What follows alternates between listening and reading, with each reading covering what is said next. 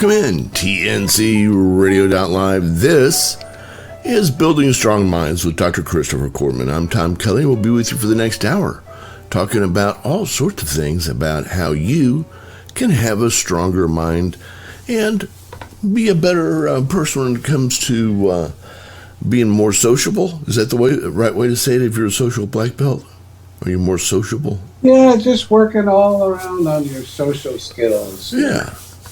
Your personality skills, your coping skills, your dealing with life skills. Yeah, dealing with life skills. Good about your self skills, all of that. Yeah, dealing with life skills. You know, we talk an awful lot about, gosh, you gotta eat better, you gotta run more, you gotta take a walk around your truck, you gotta do this, you gotta do that. But we don't often talk about the things that you can do that help you out with brain power and those kinds of things. Dr. Chris, do you find much evidence that doing things like crossword puzzles or Sudoku or other things like that, do they help with mental acuity? Well, we certainly have enough research to say yes, and we have enough anecdotal evidence that people swear by those activities. Sometimes they swear at those activities, but they swear that those things help keep them sharp. And so you'll always hear about people who do the New York Times crossword puzzle in pen. Yes, of course.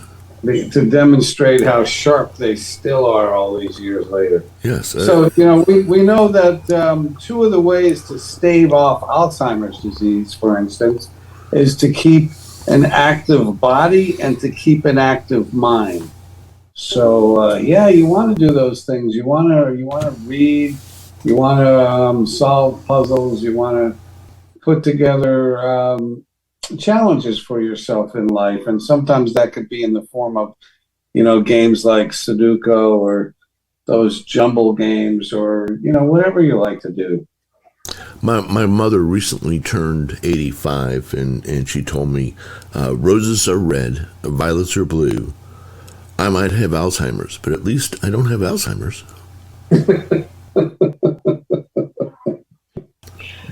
That's good stuff. I thought that was very funny stuff. That goes around the place where she lives. So yeah, they have a good time with that joke.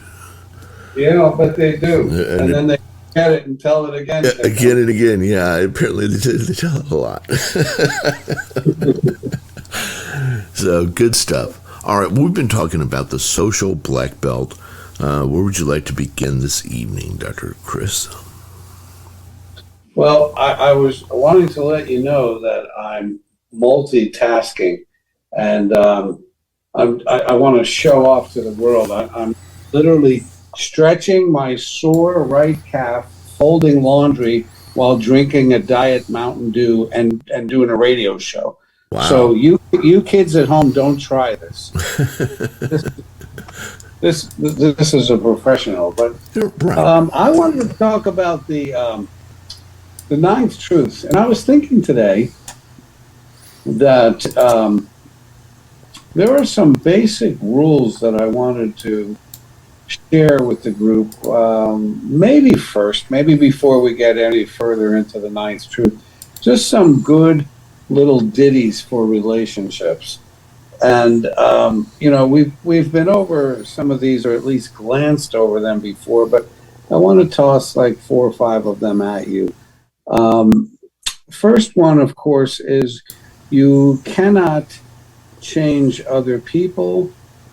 You can influence them. So instead of putting all the energy into trying to get someone to stop doing something or start doing something, put the emphasis on changing yourself. That's what the Al-Anon type programs are about. I can't fix you, can't make you stop drinking, but I can certainly work on myself.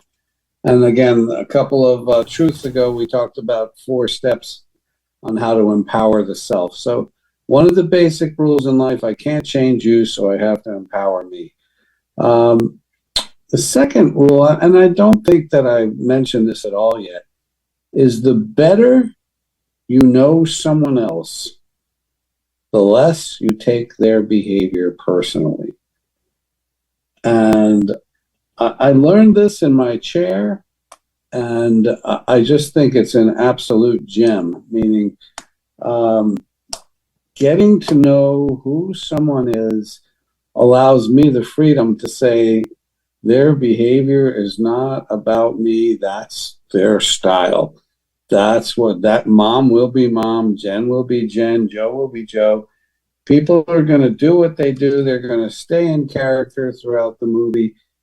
And leading me to another one of these things that if anyone's behavior surprises you, what that is an indication of is you did not know them as well as you thought you did.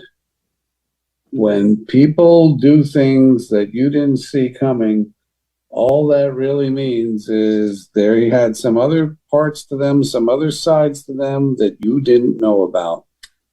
And people are more complicated sometimes than we imagine they'll be. We can't always predict what other people are going to do. Sometimes we have a pretty good clue. Sometimes we could nail it and be spot on, but many times people's behavior surprises us. And what that means is we just didn't know them as much as we, and as well as we thought we did. The next one is you can always trust someone to be who they are. That's the gist of chapter 9. But since we don't always know who they are, we have to trust ourselves. And that means we have to be prepared to deal with the worst possible outcome. I don't know if I mentioned the analogy last week about a financial investment, but I really like this as an analogy because people are forever saying, do you think I can trust him? You know, I have that right going on in my practice right now where, you know, the man is trying to do everything he can to win his wife's trust back because she wants to divorce him after the kinds of shenanigans he has pulled with other ladies. And, you know, the question always becomes, can I trust him to make this change? And we don't know that. We just know that he has the capacity and he had the willingness to be unfaithful before. Does he have the capacity to do it again? Yes. Does he have the willingness? That's what we don't know. We don't know if someone who's made that change so that they say, that will never happen again. I will never do that again. So I have to then trust me.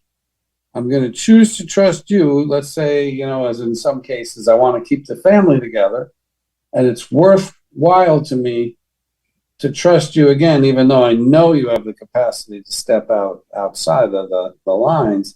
So I'm trusting me that if you should, you know, once again, violate my trust, violate the vows, turn your back on your commitment or your promise, if you do those things, then I trust me that I'll land on my feet. And if I can't, and some people tell me I could not go through that another time, and sometimes they have to terminate it now. I can't trust you again and be disappointed again because it would be devastating to me. So while I can now, I'm going to terminate this relationship and wish you well. So here's the analogy that made a lot of sense to me. And again, if I mentioned this before on the show, forgive me. But then again, repeating something is the best way to learn it. So I'll take a risk that I haven't said it, but if I have, maybe it'll sink in even deeper. And that is sometimes trusting someone is analogous to someone saying to you, we have an investment opportunity and you can invest as much as you want. And there's a chance that this will go absolutely crazy and you'll make gazillions of dollars. And there's a chance that you'll lose every single penny you're giving me. And so the mindset is don't give more than you could not live with losing. Like, do not invest more so that if you never see it again, you know, your life is down the toilet. If you want to take a risk, know what you're risking, but also know that you're okay if you don't see it, if there's a worst case scenario. So I've done this before with money, And I said, if I never see this again, I'll be okay. And of course, I never saw it again. I didn't become a gazillionaire. I lost every penny. But I knew going in that this was a chance and that I would be okay. And that's how we have to do some of these risks. Sometimes we have to say, I don't know where this person's coming from, but I'm willing to give this a shot. And I'll be okay. I will land on my feet. So by trusting you, I'm saying I also trust me that if you are not the woman of your word, or if you do what you promised you wouldn't do, if you do that again, I'll say, well, I chose. I took the high road. I forgave. I chose to reconcile. And now you demonstrated that you are not, and this is a beautiful word, trustworthy, worthy of my trust. I chose to trust you the first time. You were unfaithful. You asked for forgiveness that you would never do it again. I chose to give you that opportunity again. I caught you doing it again. It's time to say goodbye now. And I find that that's a helpful analogy. Can I trust him? I don't know. Can you trust you if he does it again? And if it's like, yeah, it'll hurt, but I'll be okay. I want to give it every possible opportunity for my family. Then go for it. Then trust him. Then be the best wife, be the best husband, best partner. And let's see where it goes. I've got a question about this, but I'm going to save it till after the break. It's going to be one of those thought-provoking questions. At least I hope so, anyway. Well, I can trust you to come up with a thought-provoking question. Yeah, or at least scramble the... When Joe and his rig roared out into the night, in nothing flat, he was clean out of sight. All right, and I had one more of those rules I wanted to mention, but we'll do that after the break too, I suppose. All right, sounds great. We'll take a quick break. We'll be back in just a couple of minutes. You're listening to TNC Radio.live. This is Building Strong Minds with Dr. Christopher Cortman. Stay right there.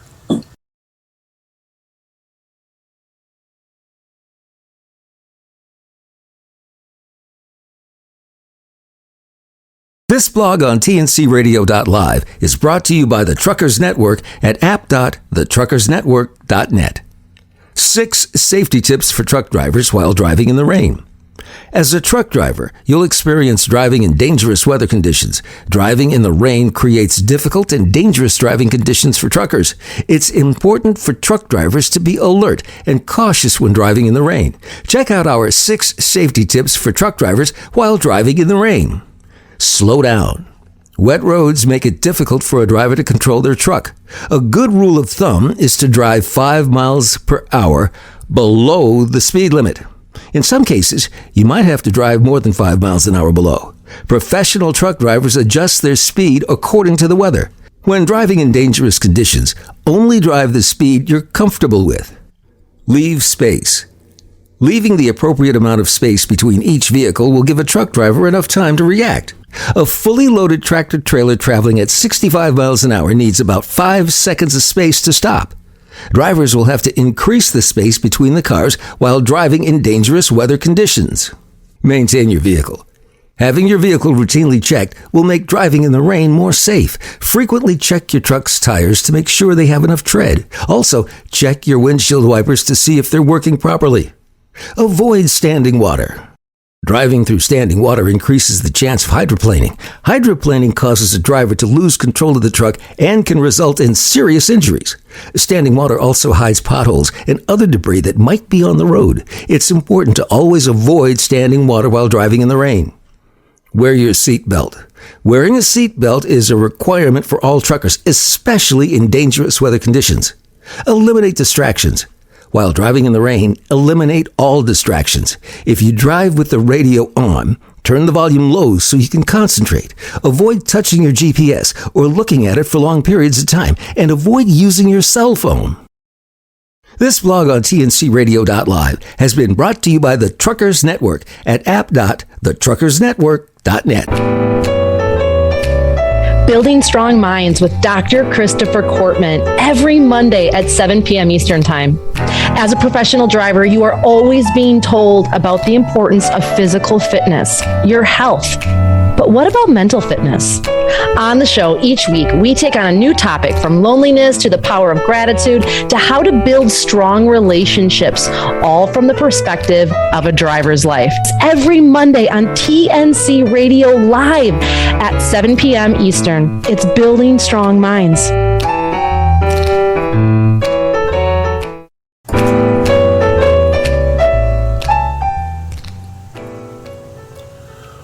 Welcome back in TNC Radio.live. This is Building Strong Minds with Dr. Christopher Cortman. I'm Tom Kelly. Dr. Chris, a question here for you. I want to talk for a moment, if we could, about this trust we have in people and trusting them to be who they are, and forgiveness. We talked about the acronym for FORGIVE several months ago. Yeah. What is the relationship between trust and true forgiveness? Okay, so I may have said this months ago, but again, it bears repeating. I like to tell people that I believe there's two types of forgiveness. One is forgiveness with reconciliation, and one is forgiveness without reconciliation. And I like comparing that to Mounds and Almond Joy. They're the same candy. One has a nut in it and the other doesn't, but it's the same thing. Well, with trust, with forgiveness, with reconciliation, I'm reinstating the person back to the position they enjoyed before the perceived offense. So you cheated on me, and I forgive you, and I love you, and I bring you right back to the same place in our marriage that you enjoyed prior to my discovering this. It's forgiven. Let's move on. The other kind of forgiveness is I'm not going to hold a grudge. I'm not going to hang on to my hurt, anger, resentment, but I am terminating this relationship. I am willing to let go of any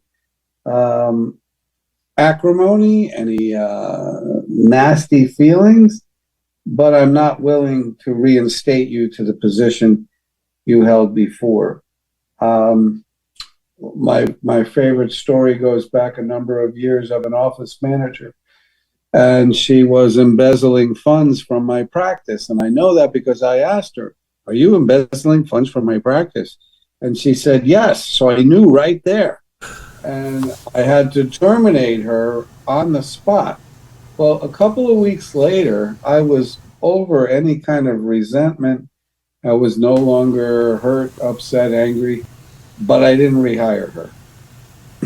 I forgave her, but I did not rehire her. So I forgave her without reconciliation, if you will. Mm-hmm. So, but if you're going to stay married, if you're going to stay in an intimate relationship, the only type of forgiveness that's really going to work is the forgiveness with reconciliation.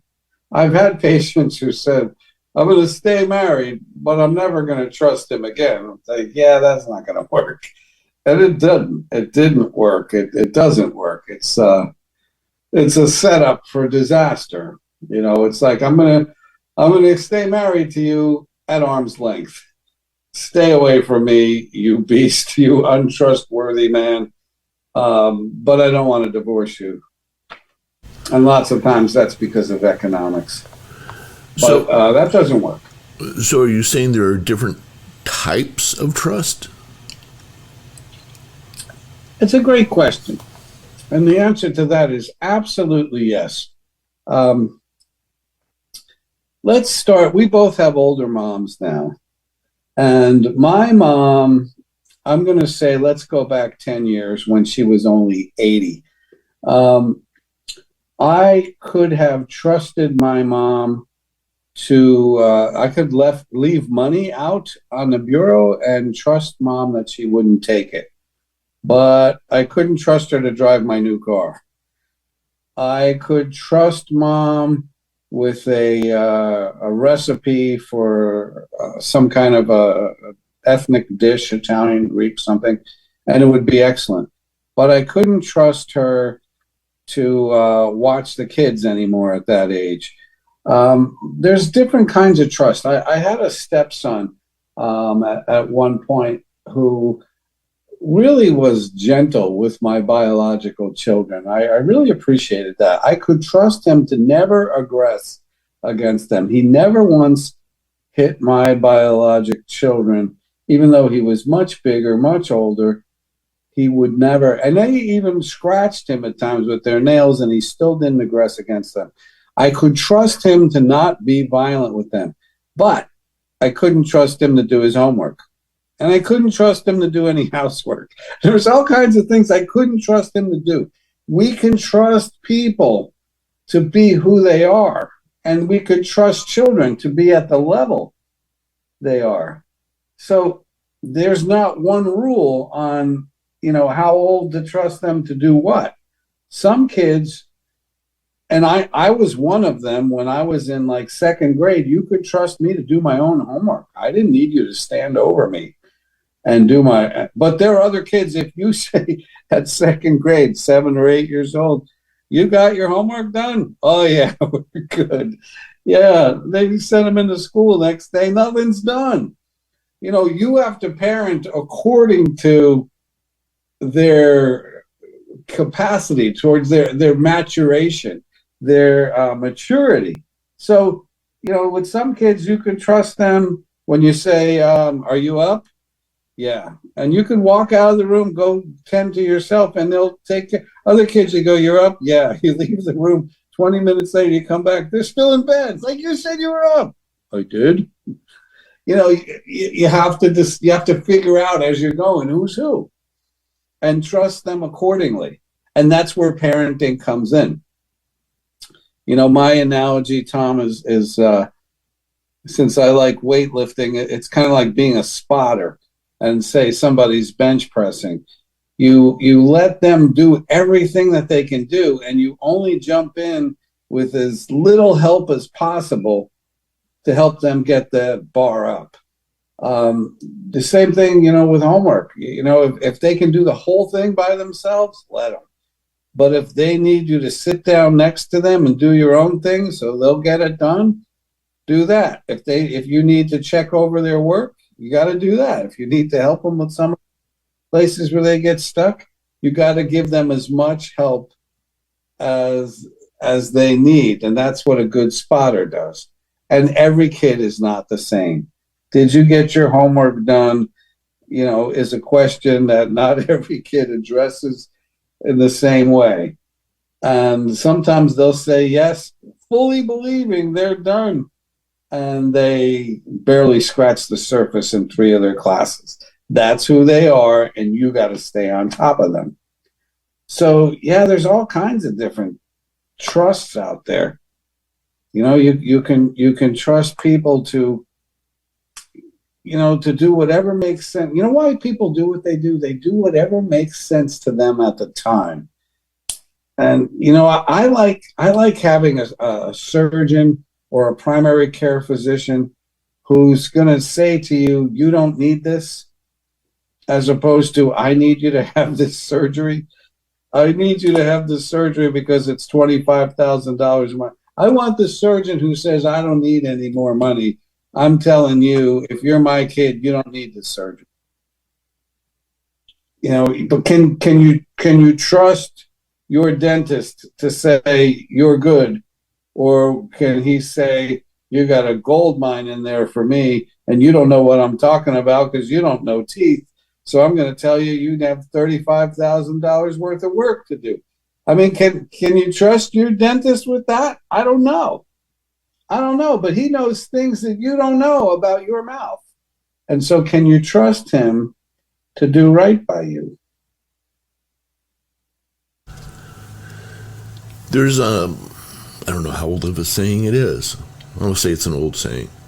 There's an old saying, trust is earned, respect is given. Yeah. Agree? Disagree?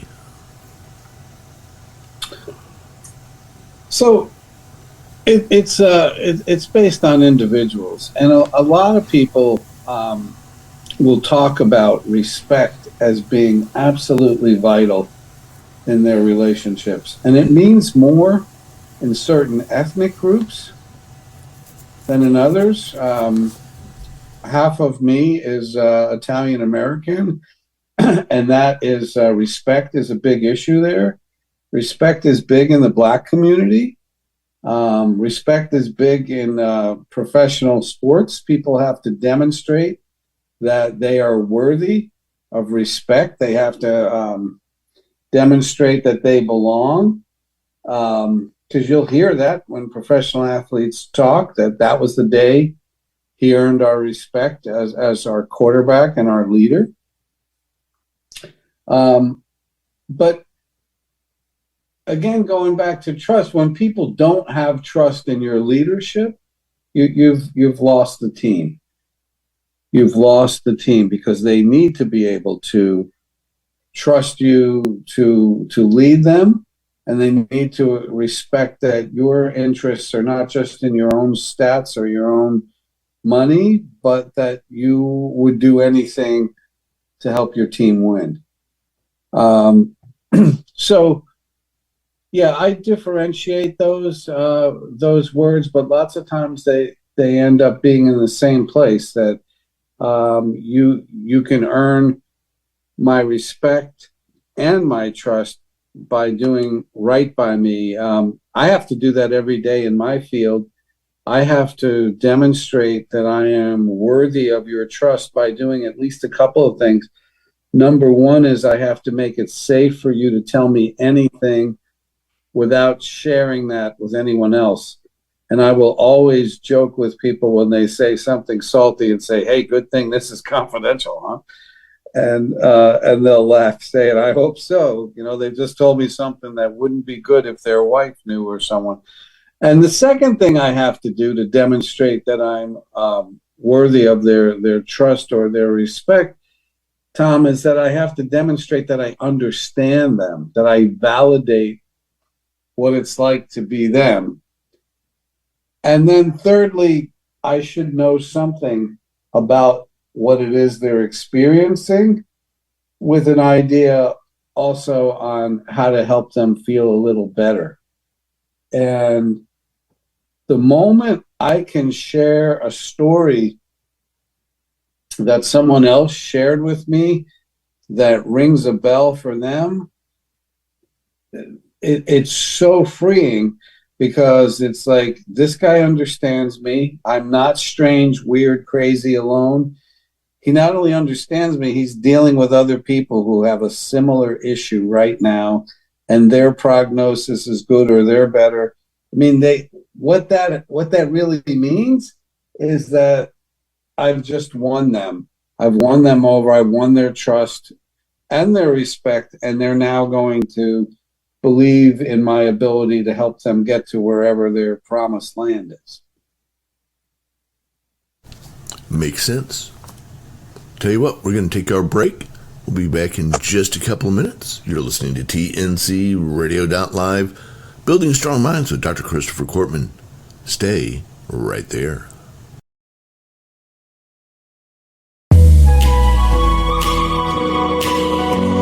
Hi, I'm Dr. Christopher Cortman, and now for the Mental Health Minute.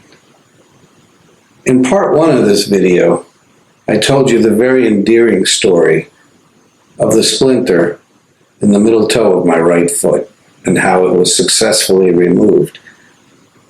And to me, that's an excellent analogy for post-traumatic stress disorder. What do I mean by that? Well, the very same system that contains the toe also contains the mind. And our system doesn't like intruders like a splinter or like a trauma.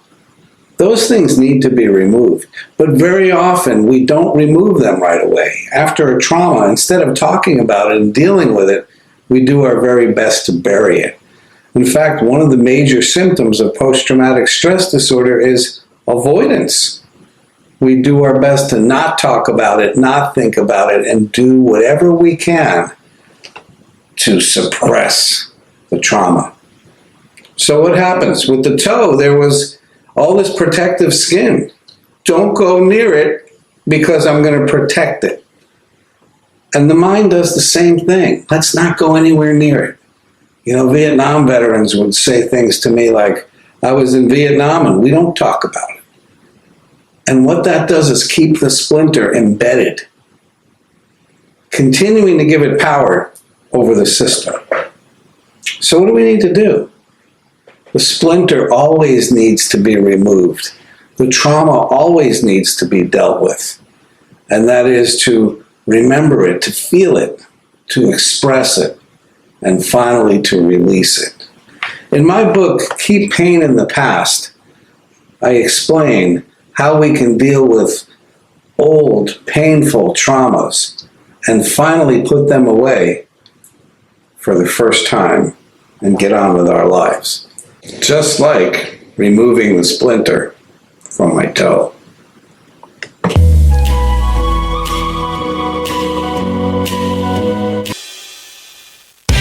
Do you feel like you're facing more than just the physical road ahead of you? Are you wondering if there's more to life? Join Ron Fraser, the host of Truckers Life Radio, every Monday night at 9 p.m. Eastern, where he discusses the spiritual side of a driver's life. On the show, he goes through the spiritual and moral questions drivers face on a daily basis, helping you, the driver, as you travel life's highway.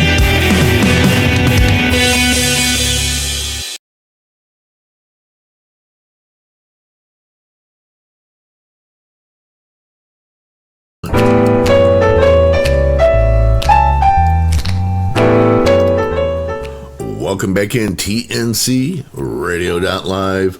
Dr. Chris, you and I are both football fans, and we stand here on the night we're recording this in late January 2023, having just within the last 24 hours figured out who is going to be playing in the Super Bowl this year. It will be the Chiefs and the Eagles. I am quoted on this station as early as August 20th of 2022 as saying the Eagles would get there. I have no affiliation with the Eagles, don't really care about the Eagles one way or the other, just based on everything I was reading.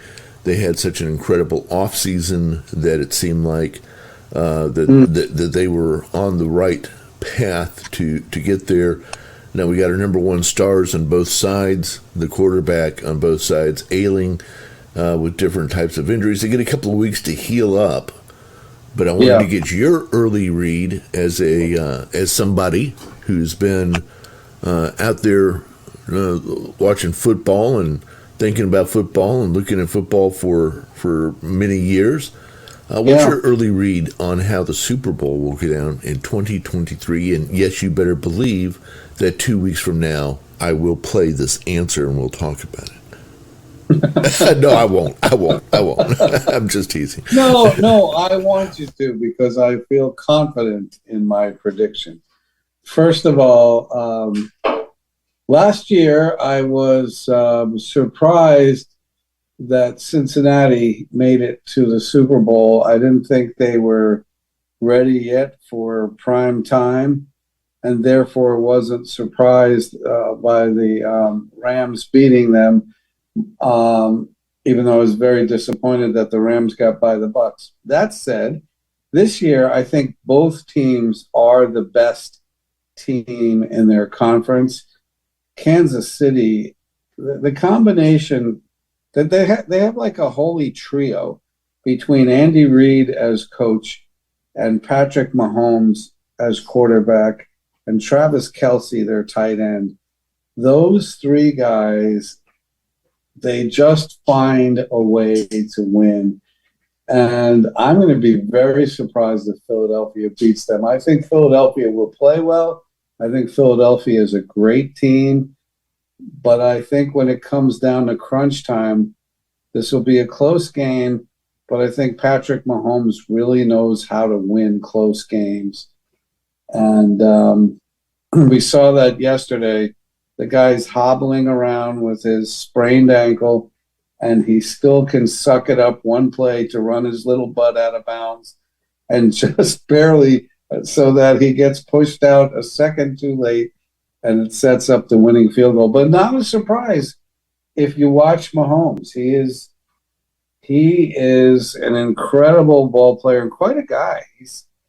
You're never going to hear him say disparaging things about people. He's a class act. He's a man of faith. And I admire him as a young man and as an athlete and as a leader. So, would you say that in football, at least, that trust relationship between the quarterback, the coach, and another key player is something that we've seen on all the major winning teams in football throughout history? Oh, yeah. And not just football, all sports. You need that kind of chemistry. You need that kind of trust. You need the camaraderie and the belief that you've got my back and I will do anything for you. I did some reading today, the day after the playoffs, and speaking of trust, the young man who was penalized for, shoving Mahomes out of bounds a split second too late, he's a rookie, and he was in tears on the sideline. He could not even get up off the bench to go congratulate people. He was sobbing. And they went into the locker room, and to a man, everybody had that kid's back. And they said he's a hard worker. He works his butt off. He was going after it with everything he had. Nobody blamed him. And, they just only had positive, supportive things to say. And including the coach. And so it was as soft a landing as you could ever have, because the team was a team and they're all in this together, and they were not going to make him a scapegoat or say, you're done here. You cost us the game with your antics. It was a play where everybody knew he was giving it everything he had. And they only could say it was unfortunate that it happened to him, and we believe in you, and you're one of us. And I just, that's how to do it psychologically. A lot of class, and I tip my hat to the whole Bengals organization, because they handled that so well. Yeah, it's a heck of a way to lose a season, though. It is. Yeah. Wow. Heck of a way. All right. Well, we're trying, as we're tying all this back in here, because, we realize that you're out there driving. And by the way, avoid the Mid-South, driving today from Texas through Arkansas, Tennessee, southern Missouri, southern Illinois, and into Kentucky. Oh, my gosh. This ice storm has just kind of come out of nowhere, and what a mess. And I can't even keep up with all the wrecks we're having today and issues that we're having out there. Just don't even try. Because you can trust that if there's black ice on the road, you can't make it. You just can't. All right. Yeah. Back to different types of trust. Or where did you want to go next? Yeah, that's fine. I really want people to get that you can trust your son to give it everything he has in practice, but you can't necessarily trust him to tell you the truth about who started the fight with his sister. I mean, there's different kinds of trust. And always you're coming back to, I'm going to choose to trust someone. And ultimately, you have to trust yourself. And so, you've heard me say this before, that I trust the pilot, the co-pilot, the ground crew, and everything that has to do with commercial aviation. And therefore, I have zero anxiety whenever I fly, because it's a choice to trust. It's not trust in myself or my ability to fly. It's trust in them that they have perfected this thing And so I'm 35,000 feet in the air with zero control and no anxiety because I have trust. Or another word for that, a synonym for that is faith. I have complete faith that they know what they're doing, and I'm going to land in whatever city we're supposed to be landing in within a half hour of when we're supposed to be, including possibly early.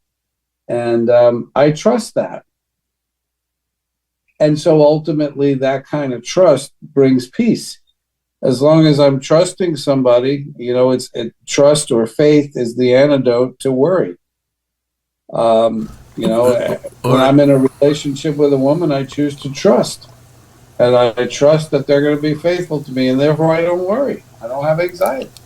Okay, so when we look at certain behaviors of people that we end up calling pathological, and I'm going to use this example, it may not be a great example, but we see a woman who goes from relationship to relationship to relationship with abusive people, not just men, but just she ends up in all sorts of abusive relationships. Is she doing that because at some level there's a trust factor in there that gives her some level of comfort, some level of positive reinforcement that I grew up with this, I know this, so I feel comfortable when I'm in this type of relationship because I can trust it and know that this is the way it's going to be, and I find comfort there. Or am I taking it too far? Yeah, well, you're introducing a point here that's interesting, and that is people will often gravitate towards their comfort zone.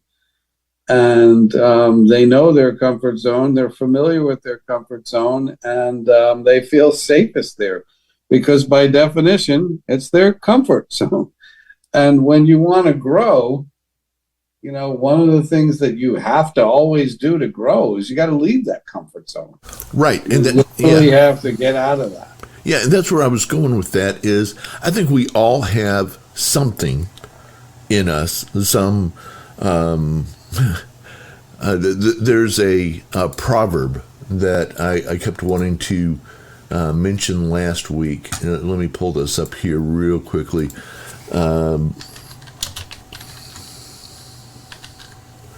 Yeah, here it is. It's a proverb that I've always found kind of funny. You know which one I'm going to say? I have no idea where you're going at this point. Proverbs 26:11. That sounds familiar, but you got to start it off. As a dog returns to its vomit, so a fool returns to his folly. We all have that thing that we keep going back to that we know that this isn't going to work. We know it's not going to work. We know it, but we keep going back to it because there's some level of comfort in there and some level of trust in there that it keeps calling us back. And I don't think there's anybody who's ever existed and made it into adulthood and into life that can't look back at some part of their life and say, yeah, I don't know why I do that, but I keep going back to that. Well, as a human being who has done that more than once, I understand that people do that, and I understand that there's a need to do that because it is comfortable, it is safe in there, even if it's folly, even if there's something really wrong about it. It's what I know. And it's what I'm familiar with, and it's scary to change it. It's really, it's safer in there. They say the devil right? Versus the devil you don't. Right. We stay in those situations because we're familiar with them. Absolutely. Yeah, and I think that, at least from what I'm reading in your books, and we're going to talk about those in just a minute here, but in what I'm reading and what I hear you saying, I wouldn't keep doing that if I didn't find some level of misguided trust in the I can trust that A plus B will equal C in this situation. So because of that, I'll keep going there because I can predict C. Yeah. Yeah, it gives you a sense of control, too. Yes, absolutely. Even though when it's over, you think to yourself, why did I do that? Because you're totally out of control. It's complicated, and it just kind of gets into, and I know you've spent your life looking at the silliness of humanity and Yeah. and why we do the things we do, and it's awfully hard to justify any of it or most of it, but at the same time we sure do keep going back to doing the same things again and again that are not good for us. Hey, we're going to take one more quick break and come back and wrap things up for this hour. It goes by fast, doesn't it? Always. We'll be right back. You're listening to TNC Radio.live right here. Becoming a truck driver is not an easy task. You have to meet several requirements. After reviewing and meeting the requirements, you'll need to obtain a CDL, or a commercial driver's license, through the DMV in your state. To get your CDL, you must pass a knowledge and skills test. Many drivers attend a trucking school to help prepare them for the tests. After successfully passing the CDL test, you now have your Class A CDL. Sounds pretty straightforward, right? Well, there's a little bit more to becoming a professional truck driver than just passing a few exams and getting your CDL. Trucking, as you may know, is not an easy career. It can be stressful, dangerous, lonely, and emotionally draining. Drivers need to make it a priority to become fully prepared for life on the road. Being prepared for life on the road can help avoid unnecessary mistakes and losses. Attending a trucking school is one way for drivers to prepare themselves for their new adventure.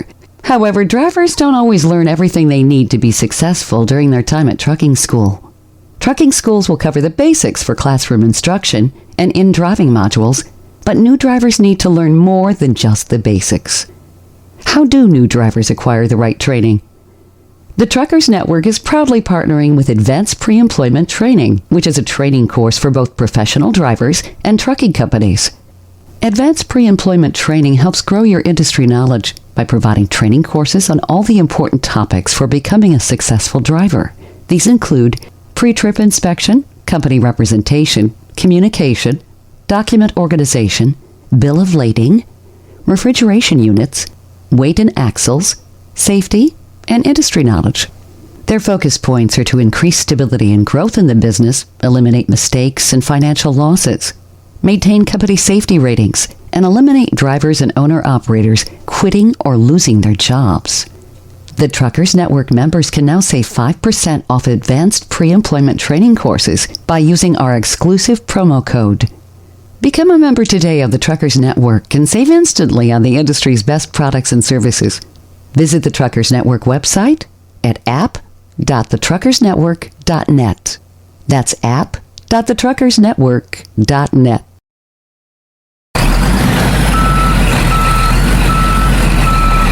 You're listening to TNC Radio.live. Remember to tune in to the Truckers Network Radio Show with Shelley Johnson weekdays at 3 p.m. Central, 4 p.m. Eastern.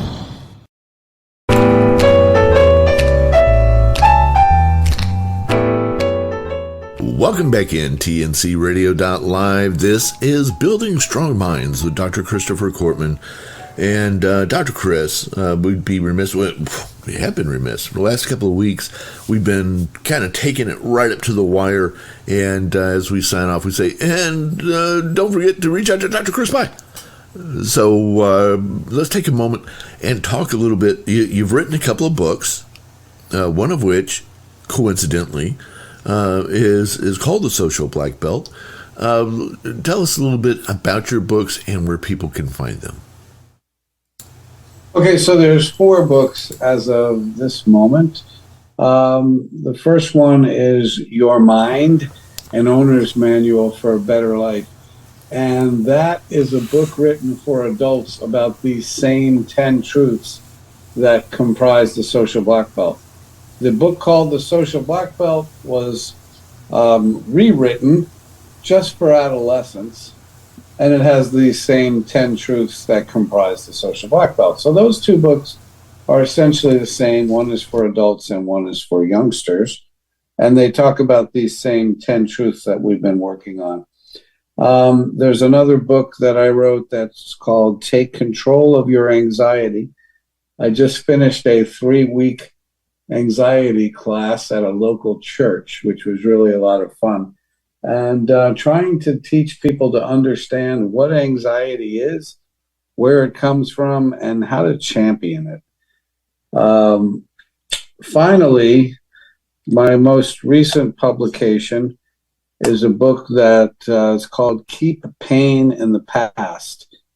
And that's a book about overcoming trauma or grief or the worst thing that ever happened to you.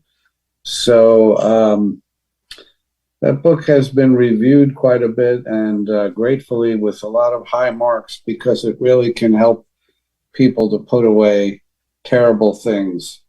And I like people to understand if something is not going away on its own, like if it hasn't gone away in a year after it happened, it might be a good idea to get some professional help, because, you know, as they say, time heals all wounds, which we're going to learn about in the next truth next week, the 10th truth. It's not true. All time does is pass.